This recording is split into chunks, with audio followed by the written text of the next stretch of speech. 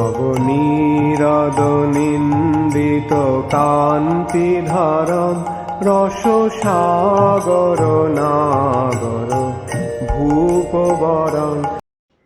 सभी को सादर प्रणाम। हरे कृष्णा। स्कंद 4 अध्याय 22 हम लोग श्लोका भागवतम का 27 से 32 आज पाठ करेंगे। श्लोका 27। दग्धाशयो मुक्त समस्त तद्गुणो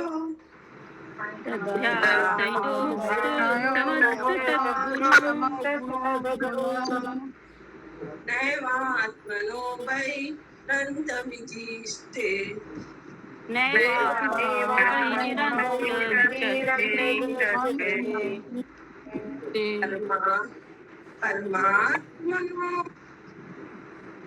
आत्मनोर्योतं वयोधानं पुरस्तात्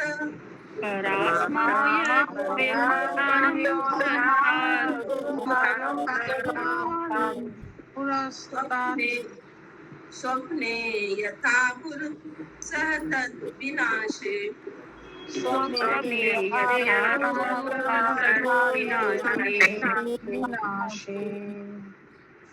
अनुवाद। जब मनुष्य समस्त भौतिक इच्छाओं से रहित और भौतिक गुणों से मुक्त हो जाता है तो वह अंत तथा बाह्य रूप से किए गए कार्यों में अंतर नहीं देखता है। उस समय आत्म साक्षात्कार के पूर्व विद्यमान आत्मा तथा परमात्मा का अंतर विनष्ट हो जाता है।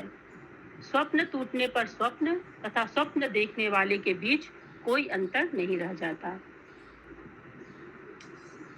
तात्पर्य, जैसा कि श्रील रूप गोस्वामी ने कहा है, अन्य अभिलाषिता शून्यम। मनुष्य को समस्त भौतिक इच्छाओं से रहित होना चाहिए। समस्त इच्छाओं से रहित हो जाने पर तार्किक चिंतन या सकाम कर्म की आवश्यकता नहीं रह जाती। ऐसी अवस्था से यह समझना चाहिए कि वह भौतिक देह से मुक्त है। इसका उदाहरण पहले ही दिया जा चुका है कि सूखी गरी नारियल की जटा से पृथक हो जाती है। यह मुक्ति की अवस्था है। जैसा कि श्रीमद् भागवतम 2.10.6 में कहा गया है, मुक्ति का अर्थ है स्वरूपेण व्यवस्थिति, अपनी स्वाभाविक वैधानिक स्थिति में रहना। जहाँ तक देहात्म बुद्धि रहती है तब तक सभी भौतिक इच्छाएं पीछा नहीं छोड़ती, किंतु जब मनुष्य यह अनुभव कर लेता है कि वह भगवान श्री कृष्ण का शाश्वत दास है तो उसकी इच्छाएं भौतिक नहीं रह जाती। भक्त इसी चेतना से कार्य करता है। तो दूसरे शब्दों में, जब शरीर से संबंधित भौतिक इच्छाएं समाप्त हो जाती हैं तो मनुष्य वास्तव में मुक्त हो जाता है। सनत कुमार जी बता रहे हैं कि मनुष्य का भौतिक इच्छा से जब आध्यात्मिक जाता है तो उसकी क्या दशा होती है, इसी के बारे में वो महाराज से बोल रहे हैं। जब मनुष्य भौतिक गुणों से मुक्त हो जाता है तब वह अपनी व्यक्तिगत इंद्रिय तृप्ति के लिए कुछ नहीं करता।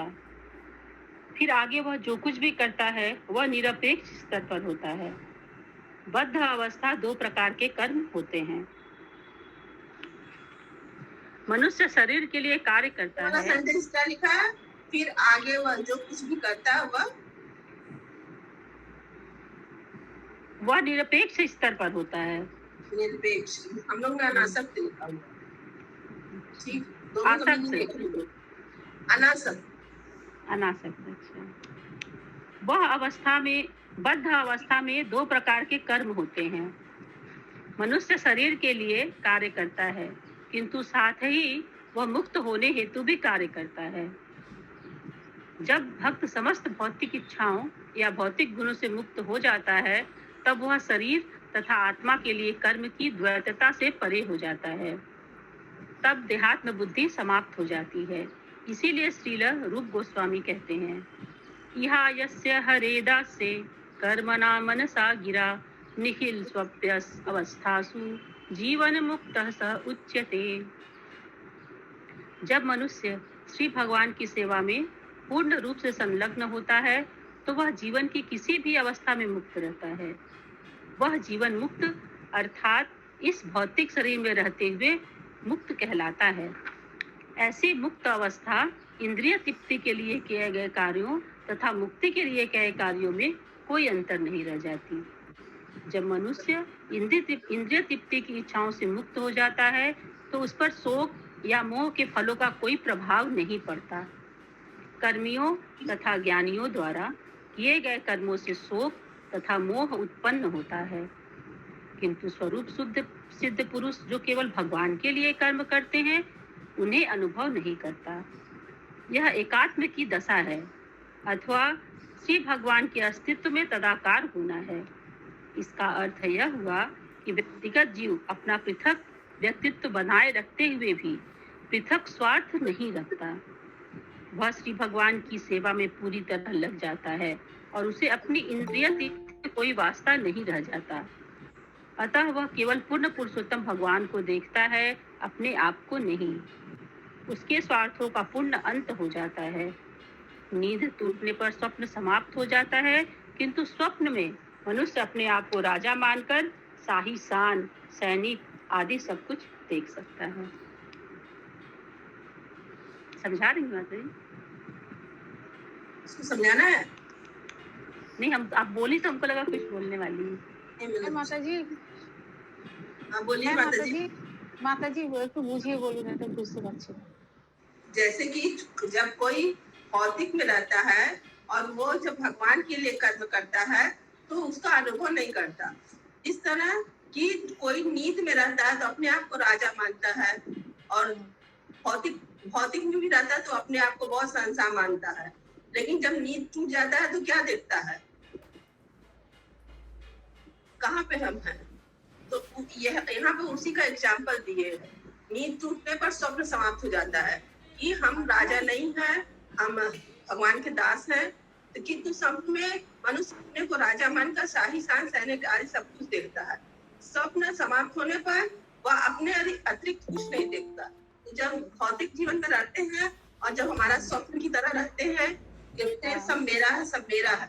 लेकिन जब ये स्वप्न समाप्त होता है, हम भक्ति में लग जाते हैं तो हमें लगता है हम कुछ नहीं है, सिर्फ भगवान के दास हैं और कुछ भी नहीं। थैंक यू माता जी। हरे कृष्ण। स्वप्न समाप्त होने पर वह अपने अतिरिक्त और कुछ नहीं देखता। इसी प्रकार मुक्त पुरुष जानता है कि वह परमेश्वर का अंश है और उन्हीं की इच्छा अनुसार सारे कार्य करता रहता है। इस तरह वह उनके तथा अपने बीच कोई अंतर नहीं देखता। यद्यपि दोनों की सत्ताएं पृथक पृथक बनी रहती हैं, नित्यो नित्यानाम चेतना नाम परमात्मा तथा आत्मा के एकाकार होने का यह पूर्ण बोध है। कृष्ण। हरे कृष्णा। किसी का कोई क्वेश्चन है पैरा से? आध्यात्मिक जीवन, भौतिक जीवन में स्वरूप सिद्ध पुरुष का क्या है दशा, वही यहाँ पे पैराग्राफ में श्रील प्रभुपाद जी बताए। मनुष्य जब भगवान की सेवा में पूर्ण रूप से संलग्न हो जाता है तो जीवन की किसी भी अवस्था में मुक्त रहता है, वह जीवन मुक्त कहलाता है। जब ऐसी दशा मुक्त अवस्था होती है तो चाहे इंद्रिय तृप्ति के लिए कर्म करे और चाहे मुक्ति के लिए कर्म करे, कोई अंतर नहीं हो जाता। श्लोक 28। आत्मानं इंद्रियार्थम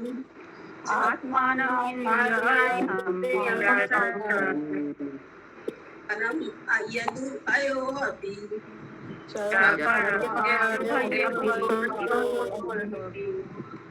याशय उपाधवे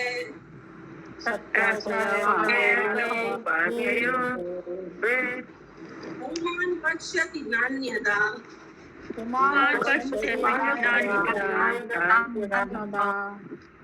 अनुवाद। जब आत्मा इंद्रिय तृप्ति के हेतु रहता है तो वह नाना प्रकार की इच्छाएं उत्पन्न करता है, जिसके कारण उसको उपाधियां प्राप्त होती हैं।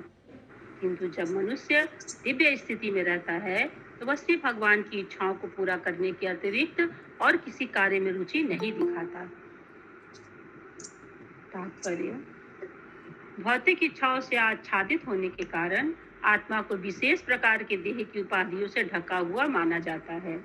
इस प्रकार आत्मा अपने आप को पशु, मनुष्य, देवता, पक्षी इत्यादि मानता है। मिथ्या अहंकार से जनित झूठी पहचान से कई प्रकार से प्रभावित होकर और मोहमयी भौतिक इच्छाओं से आच्छादित होकर वह पदार्थ तथा आत्मा में भेद करने लगता है। जब मनुष्य इस प्रकार के भेदभाव से रहित होता है तब पदार्थ तथा आत्मा में कोई अंतर नहीं रह जाता। हरे कृष्णा तब तो बबीता माता आत्मा ही जी, हरे कृष्णा बबीता माता जी, पदार्थ और आत्मा में क्या डिफरेंस है, थोड़ा बताइए थे। हाँ माता जी, मेरे को बोल रहे हो माता जी? हाँ हाँ, आपको बोल रहे। आत्मा तो माता जी हम लोग के शरीर से जब निकल भेद करने लगे। अच्छा, वो परवा पदार्थ तथा आत्मा में भेद करने लगता है। पदार्थ तो एक और आत्मा में क्या डिफरेंस है? पदार्थ तो एक तो चीज, मतलब एक वस्तु होती है ना पदार्थ। तो कौन सी वस्तु है? पता नहीं बोल सकते। माता जी आप बताइए। पूनम जायसवाल माता जी। हरे कृष्णा माता जी। हाँ बोलिए। पदार्थ और आत्मा में क्या डिफरेंस है? पदार्थ तो शरीर हुआ ना, आत्मा भगवान हुआ ना। आत्मा शरीर, हाँ ठीक है। पदार्थ हाँ, शरीर से 5 तत्वों से जो बनता है वो पदार्थ हुआ, और आत्मा में ठीक, आत्मा भगवान हुए ना। हाँ ठीक है। हरे कृष्ण। पढ़िए माता जी। जब मनुष्य इस प्रकार के भेदभाव से रहित होता है तब पदार्थ तथा आत्मा में कोई अंतर नहीं रह जाता। तब तो आत्मा ही प्रमुख कारण बन जाता है। जब तक मनुष्य भौतिक इच्छाओं से ढका रहता है वह अपने आप को भोक्ता या स्वामी मानता है। इस प्रकार वह इज्जत युक्ति के लिए कार्य करता है और भौतिक पीड़ा, सुख तथा दुख से प्रभावित होता है।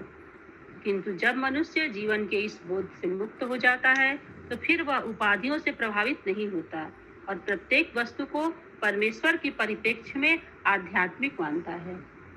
श्रील रूप गोस्वामी ने भक्ति रसामृत सिंधु 1.2.255 में इसकी व्याख्या की है। अनासक्तस्य विषयान् अर्थम उपयुञ्जतः निर्बंध कृष्ण संबंधे युक्तम वैराग्यम उच्यते। मुक्त पुरुष को न तो इंद्रिय तृप्ति से न ही किसी भौतिक पदार्थ से लगाव होता है। वह समझ जाता है कि प्रत्येक वस्तु पूर्ण पुरुषोत्तम भगवान से संबंधित है और प्रत्येक वस्तु का उपयोग श्री भगवान की सेवा में किया जाना चाहिए। फलतः वह किसी भी वस्तु को त्याग नहीं करता।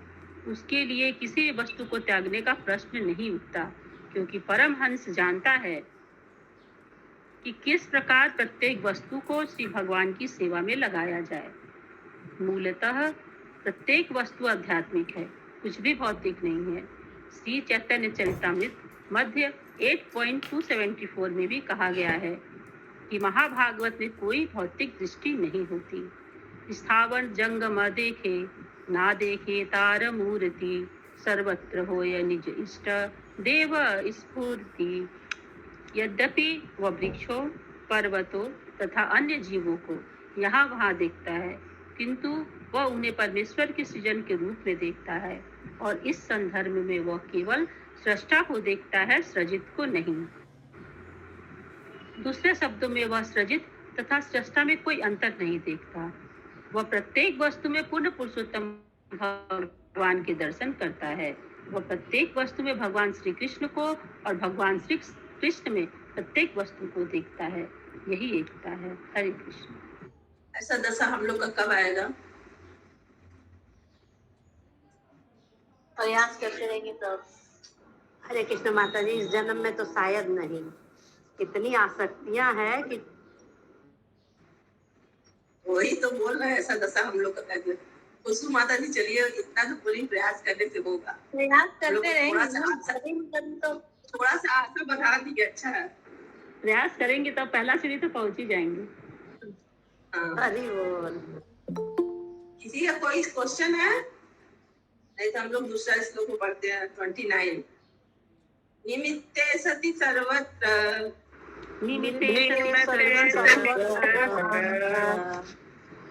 जलादावपि पुरुष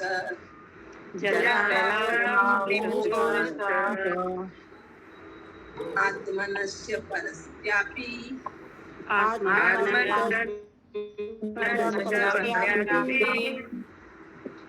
गीतां पश्यति नान्यदा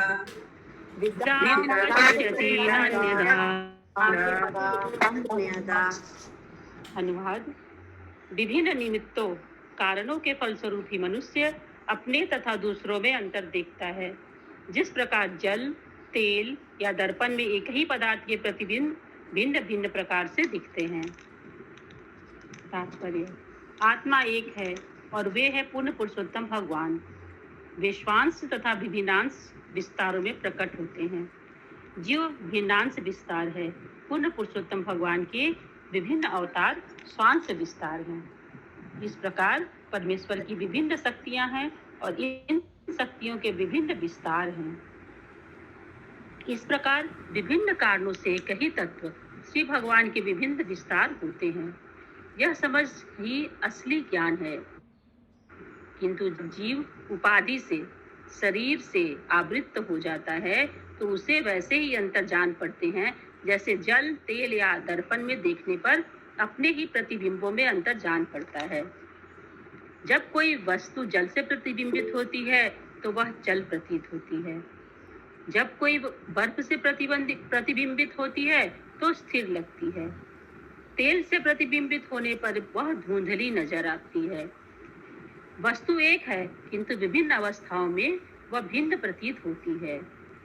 यदि पात्रता के कारण को निकाल लिया जाए तो सारी वस्तुएं एक ही प्रतीत होती हैं। दूसरे शब्दों में, जब भक्ति योग के अभ्यास से मनुष्य परमहंस अथवा पूर्ण अवस्था को प्राप्त होता है तो उसे सर्वत्र भगवान श्री कृष्ण के ही दर्शन होते हैं। उसके लिए अन्य कोई वस्तु रहती ही नहीं। यहाँ पर इस पैरा में एग्जाम्पल दिया गया है कि एक ही वस्तु का जल, तेल, दर्पण में देखने से प्रतिबिंब अलग अलग दिखाई देता है, लेकिन जब भक्ति योग के अनुसार जब परमहंस या सिद्ध अवस्था को प्राप्त होते हैं तो हमको श्री कृष्ण के ही दर्शन होते हैं। बस एक ही है। जी क्या बोली माता? नेक्स्ट पढ़ रहे थे। अच्छा पढ़िए। निष्कर्ष के रूप में हम कह सकते हैं कि विभिन्न कारणों से जीवात्मा पशु, मनुष्य, देवता, वृक्ष इत्यादि जैसे विभिन्न रूपों में दृष्टिगोचर होता है। वास्तव में प्रत्येक जीवात्मा परमेश्वर की तटस्था शक्ति है। अतः श्रीमद् भगवद गीता 5.18 में व्याख्या की गई है, जो वास्तव में आत्मा के दर्शन कर लेता है उसे विद्वान, ब्राह्मण, कुत्ते, हाथी या गाय में कोई अंतर नहीं दिखता।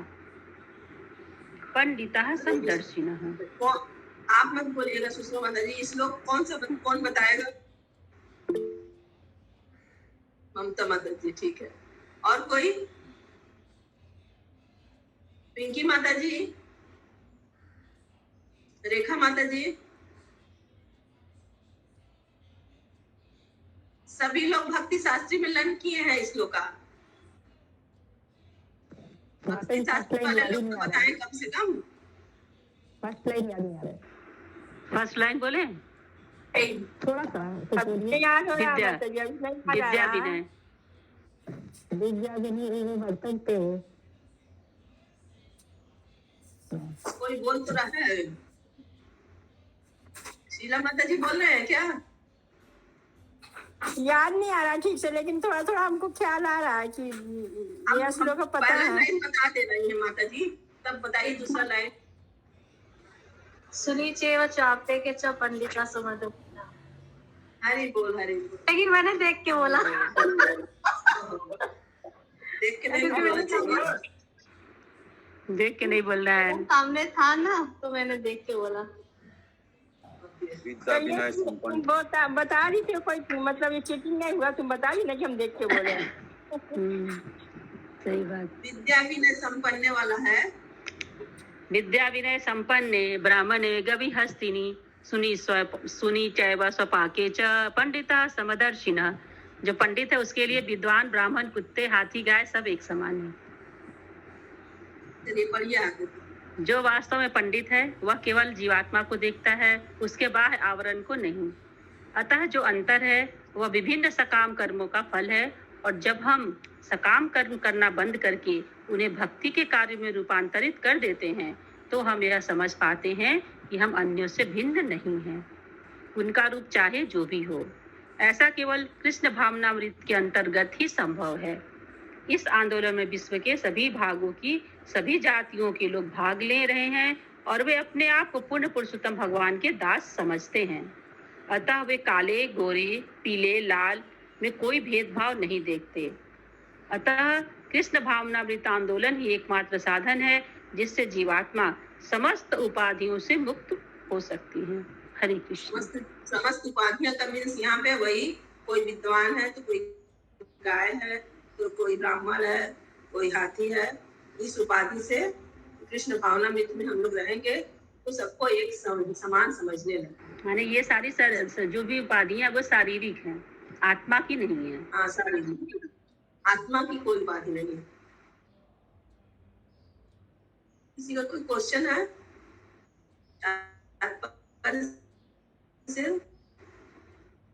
श्लोका 30। इंद्रिय विषय आकृष्ट, इंद्रिय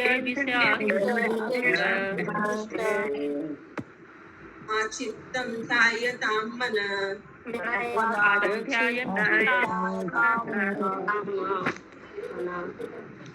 चेतनां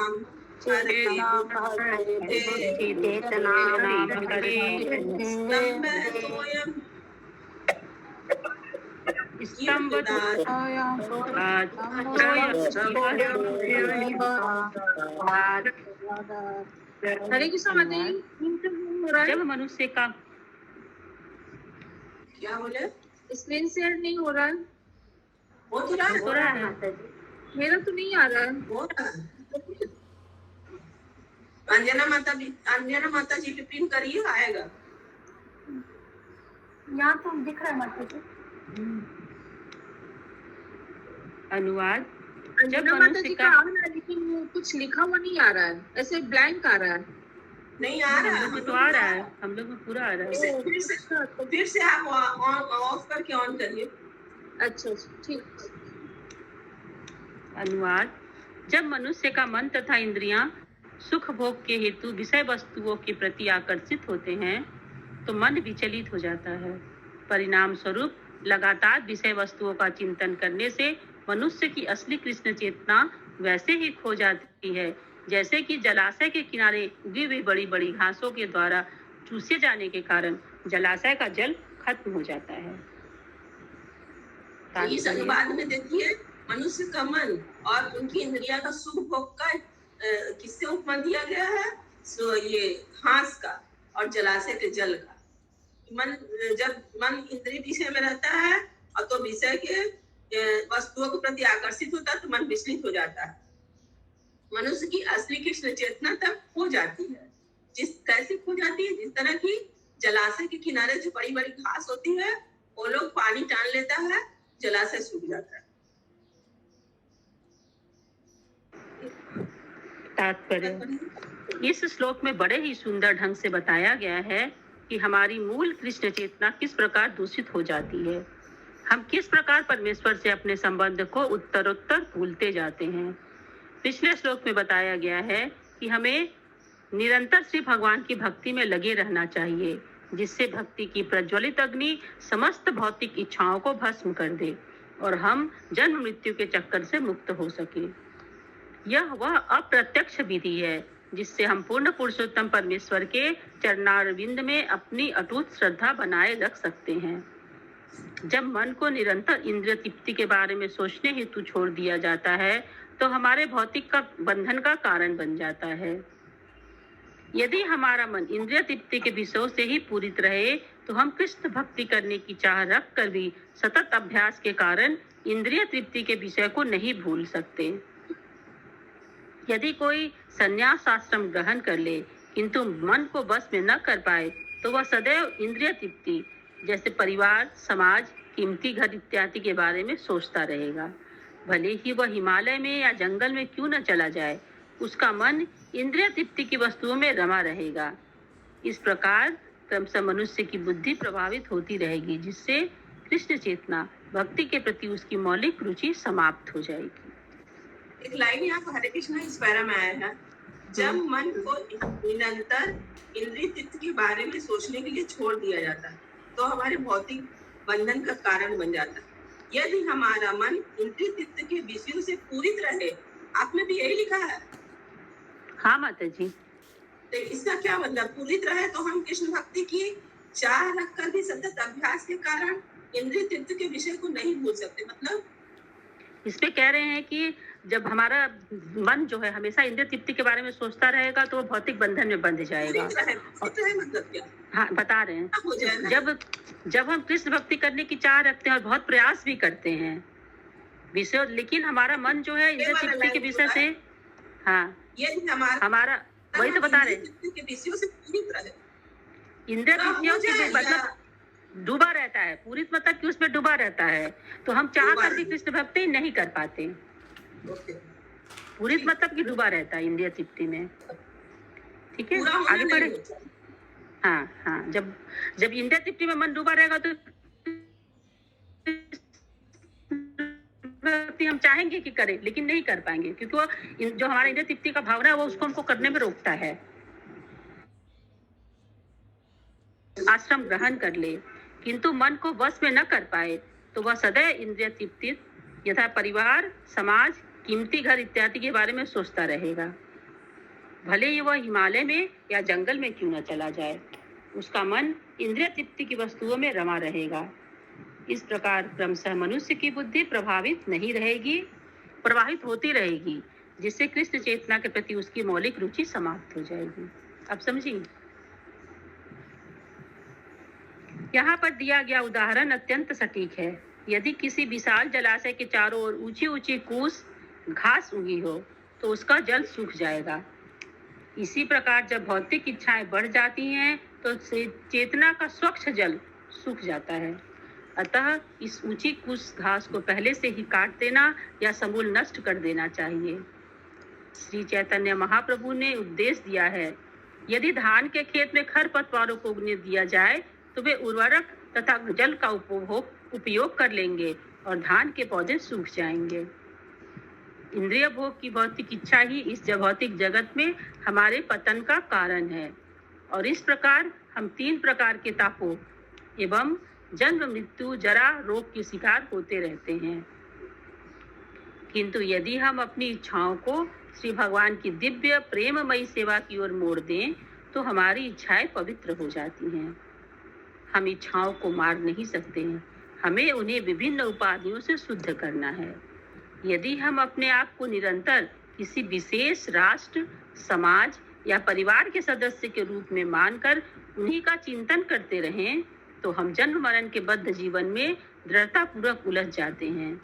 किंतु यदि हमारी इच्छाएं श्री भगवान की सेवा में लग जाएं तो वे पवित्र हो जाती हैं और हम भौतिक कलमश से तुरंत मुक्त हो जाते हैं। हरे कृष्ण। हरे कृष्ण। ये हम लोग भी देखते हैं, तुलसी माँ के चारों तरफ यदि कुछ निकल आता है, घास ओस निकल जाता है, दूब निकल जाता है, देखते हैं कि वो ज्यादा जल्दी बढ़ने लगता है। तुलसी माँ धीरे धीरे बढ़ती है। वही यहाँ पे लिखा हुआ। किसी का कोई क्वेश्चन है?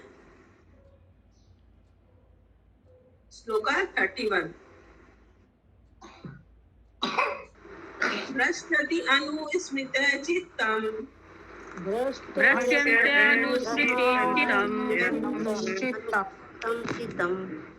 स्मृति क्षय ज्ञान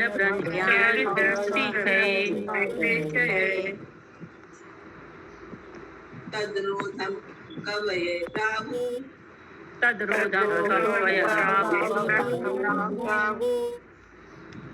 आत्मा अपहव्यनम आत्मन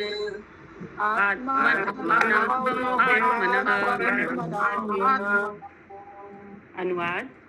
जब मनुष्य अपनी मूल चेतना से इधर उधर हटता है, वह न तो अपनी पूर्व स्थिति को स्मरण रख पाता है और न वर्तमान स्थिति को पहचान पाता है। स्मरण शक्ति के नष्ट होने पर जितना भी ज्ञान अर्जित किया जाता है वह एक झूठी आधारशिला पर टिका रहता है। जब ऐसी घटना घटती है तो पंडित जन कहते हैं कि आत्मा का विनाश हो गया। इसका क्या मतलब हुआ? स्मरण शक्ति के नष्ट हो जाने पर जितना भी ज्ञान अर्जित किया जाता है वह एक झूठी आधारशिला पर टिका रहता है। जब ऐसी घटना घटती है आत्मा का विनाश हो गया, मतलब नहीं याद रहा, इसलिए तात्पर्य पढ़िए, समझ में आ जाए। तात्पर्य: जीवात्मा या आत्मा सदैव अस्तित्व में रहने वाला एवं शाश्वत है, इसका विनाश नहीं हो सकता। किंतु जब वास्तविक ज्ञान काम नहीं करता तो पंडित जन कहते हैं कि इसका विनाश हो चुका है। पशुओं तथा मनुष्यों में यही अंतर है। कम बुद्धि वाले दार्शनिकों के मतानुसार पशुओं में आत्मा नहीं होता, किंतु वास्तविकता तो यह है कि पशुओं में आत्मा होता है। फिर भी पशुओं की निरीह अज्ञानता के कारण ऐसा लगता है कि उनकी आत्मा विनष्ट हो चुके हैं। बिना आत्मा के शरीर हिल नहीं सकता।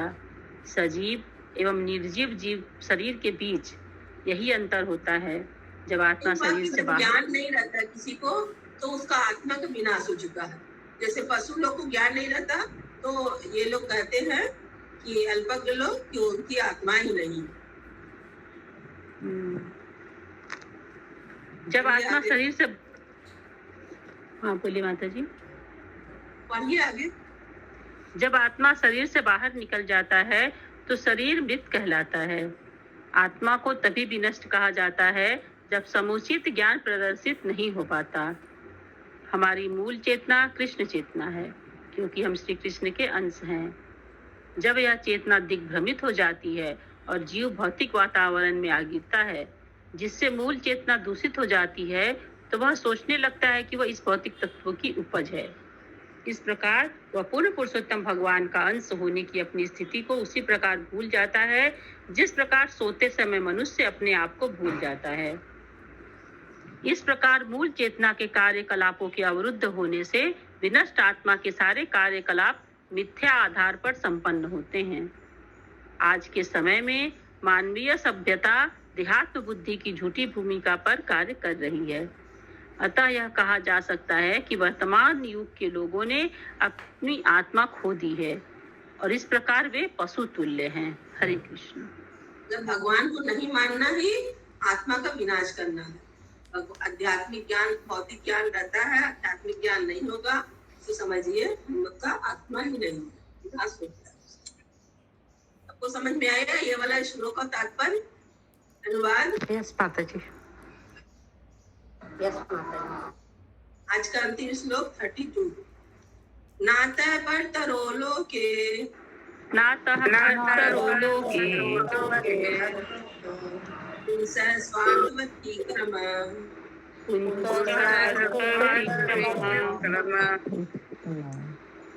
यद्धन्यश्रेयस्त्वं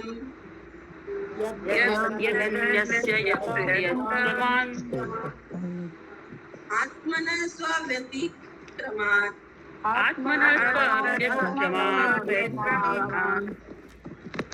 अनुवाद: आत्म साक्षात्कार की अपेक्षा अन्य विषयों को अधिक रुचिकर सोचना मनुष्य के अपने हित के लिए इससे बड़ी बाधा कोई नहीं होती है।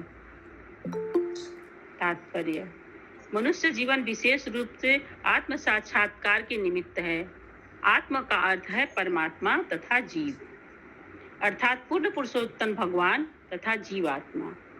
किंतु जब मनुष्य अपने शरीर तथा शारीरिक इंद्रिय तृप्ति में अधिक रुचि रखने लगता है तो वह आत्म साक्षात्कार के पथ पर अवरोध उत्पन्न कर लेता है। माया के प्रभाव से वह इंद्रिय तृप्ति में अधिक रस लेता है, जो इस संसार में आत्म साक्षात्कार के इच्छुक व्यक्तियों के लिए परिचित है। इंद्रिय तृप्ति में रस न लेकर मनुष्य को परमात्मा की इंद्रियों को तुष्ट करने में अपने कार्यकलापों को मोड़ लेना चाहिए। इस नियम के विरुद्ध जो भी किया जाएगा वह निश्चित ही उसके हित के विरुद्ध होगा। हरे कृष्ण। हरे कृष्ण।